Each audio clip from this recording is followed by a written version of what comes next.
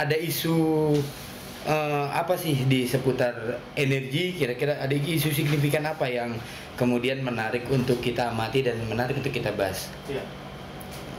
Ya, jadi untuk industri energi terbarukan ini, sebagaimana yang kita tahu, energi mix kita masih didominasi oleh BBM, bahan bakar minyak dan juga gas, sehingga ada urgensi yang sangat besar untuk bisa memperkaya pembauran energi kita atau energi mix kita, yang mana pemerintah sudah menargetkan bahwa pada tahun 2025 itu porsi dari energi terbarukan itu sebesar 25%. Nah, sekarang yang menjadi pertanyaan adalah apakah dengan melihat kondisi yang sekarang ini akan bisa menuju kepada target 25% itu? Saya kira itu yang menjadi target besar ya, karena pemerintah sudah menetapkan target, apakah kita bisa menuju ke sana? Kalau menurut pendapat saya pribadi, sekarang masih sangat susah. Yang menjadi kendala sebenarnya apa sih? Lebih ke mananya nih Mas yang menjadi kendala? Jadi bisa dibilang sekarang energi terbarukan ini masih diperlakukan kalau saya boleh agak keras sedikit, tidak adil. Kenapa?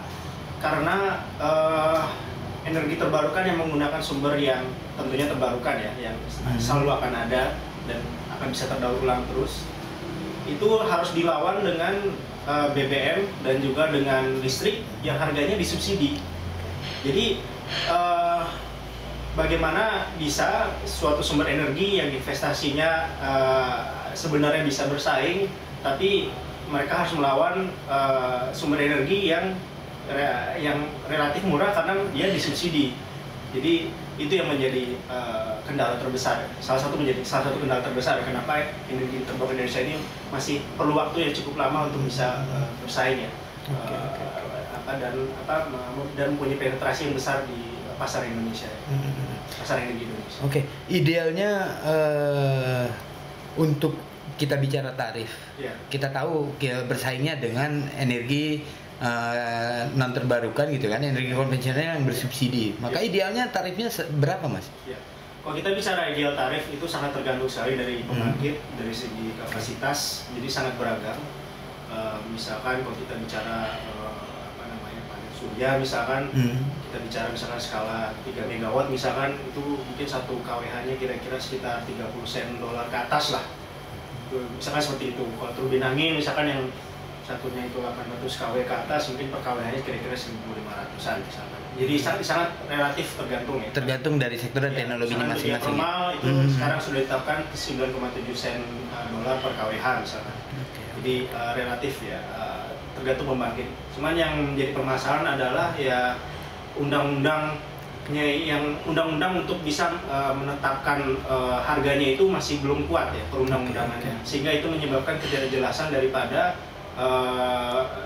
terutama yang sama sekali sebenarnya investor dari energi terbarukan. Karena seharusnya kalau misalkan harga itu sudah ditetapkan, maka itu akan memperjelas hitung-hitungan oleh seorang investor untuk dia mau investasi di energi terbarukan, karena tentunya ada hitung-hitungan yang jelas ya. Karena untuk sejauh ini kita lebih banyak bernegosiasi dalam hal ini dengan PLN ya, yang mana tidak semua kasus energi terbarukan itu PLN mau beli listriknya gitu.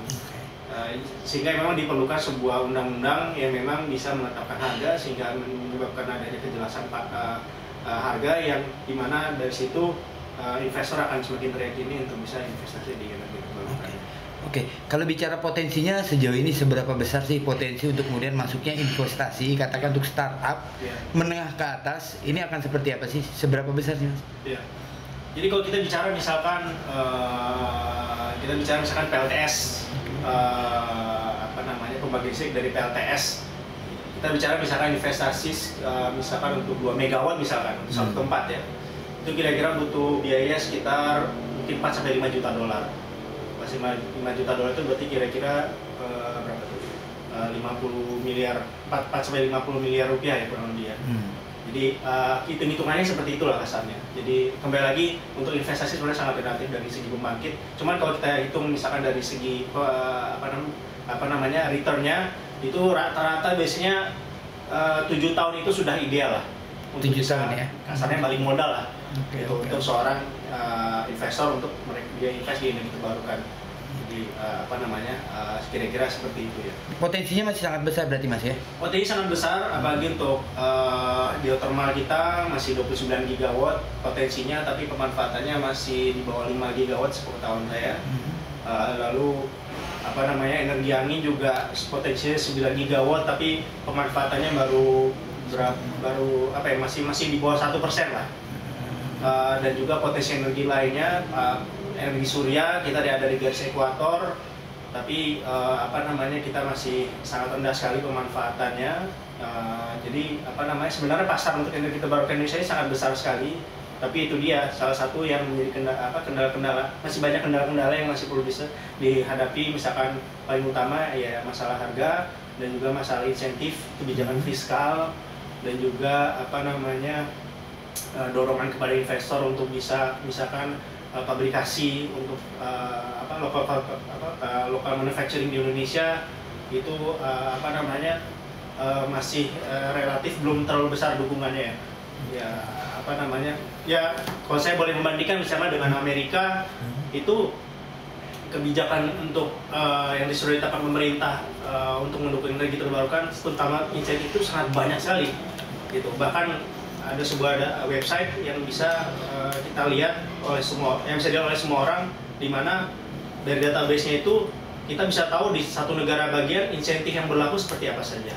Misalkan, ternyata di negara bagian A perusahaan bisa mendapatkan tax reduction 10% misalkan untuk yang mau berbisnis di bidang energi terbarukan, dan misalkan ada consumer tax juga, misalkan dia bisa mendapatkan dana dari pemerintah jika dia memanfaatkan energi terbarukan. Jadi kebijakan-kebijakan yang menggairahkan seperti itu yang belum ada di Indonesia. Untuk sektor angin sendiri gimana Mas? Ekspansi Ewing sendiri seperti apa? Jadi tadi sempat disinggung mengenai data potensi. Sebenarnya kita untuk pemetaan data potensinya itu sendiri masih sangat kurang. Salah satu yang sangat kurang itu adalah di energi angin. Karena selama ini data-data untuk potensi energi angin ini masih belum jelas sebenarnya. Dan rata-rata itu potensi anginnya itu hanya diukur dari bandara terdekat. Yang mana kalau diukur dari bandara terdekat, yang mengakhiri siapa gitu. Ya walaupun dari bandara juga bisa, cuman kan target kita adalah penduduk ya. Ya memang terutama yang tidak mempunyai akses listrik, atau dia masih terlalu besar mengandalkan diesel misalkan, potensi angin seperti apa? Nah, data-data seperti itu belum ada. Jadi perlu komitmen yang sangat besar juga untuk bisa memetakan potensi energi terbarukan, sehingga pasar itu menjadi lebih jelas gitu loh. Di mana sih sebenarnya potensi angin yang bagus, misalkan geothermal juga. Kalau surya memang relatif di mana-mana bagus ya. Jadi seperti itu. 3, 2